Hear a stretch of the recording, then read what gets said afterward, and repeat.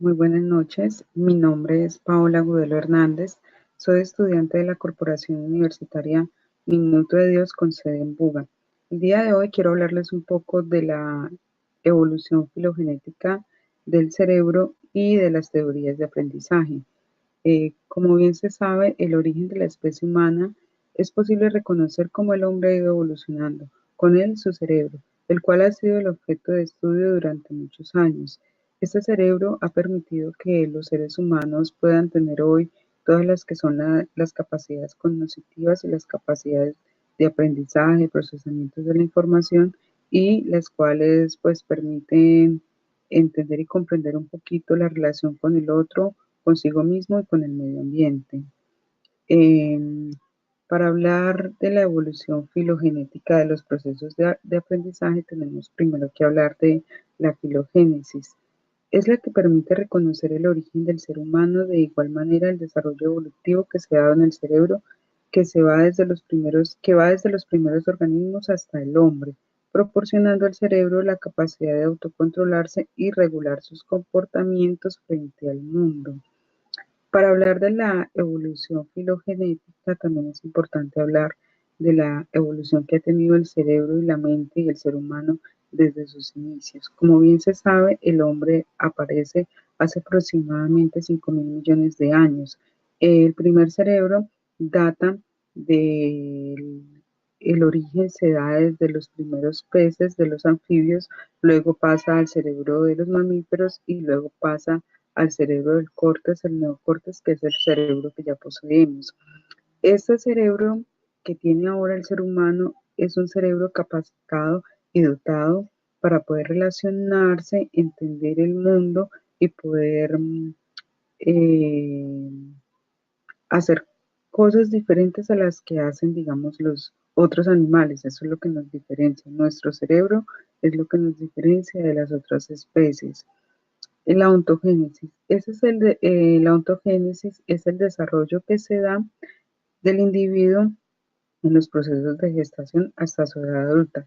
Reconoce la importancia de cómo los niños nacen, crecen y se desarrollan en un mundo cultural, poblado de herramientas, artefactos, símbolos, prácticas y tradiciones en instituciones socialmente históricas. Eh, la ontogénesis es la que permite, digamos, reconocer nuestra historia y nuestra evolución. Y es lo que permite al niño, desde que está en su periodo de gestación, reconocer las voces de su madre. Y es como todo ese estudio que se da desde que nace hasta su edad adulta, como lo decía anteriormente. Sigue la sociogénesis. Hace referencia a la evolución que se da a través del tiempo en la sociedad. El individuo por naturaleza necesita relacionarse, necesita estar en contacto con las demás personas y esto se ha dado en ese proceso evolutivo también, permitiendo desarrollar permitiendo desarrollar habilidades de lenguaje, escritura y simbologías que se conservan con el tiempo. Necesita relacionarse porque el hombre necesita del otro. Eh, tenemos las teorías de aprendizaje.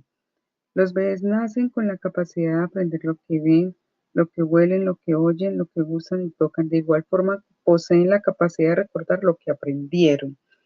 En las teorías de aprendizaje existen 6 enfoques, pero hay dos ramas principales que las agrupan.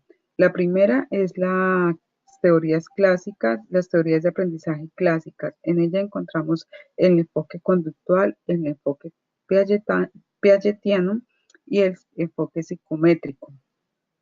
En el enfoque conductual tenemos el condicionamiento clásico, que es el aprendizaje por asociación, estímulo-respuesta, el condicionamiento operante, que es el aprendizaje por consecuencias.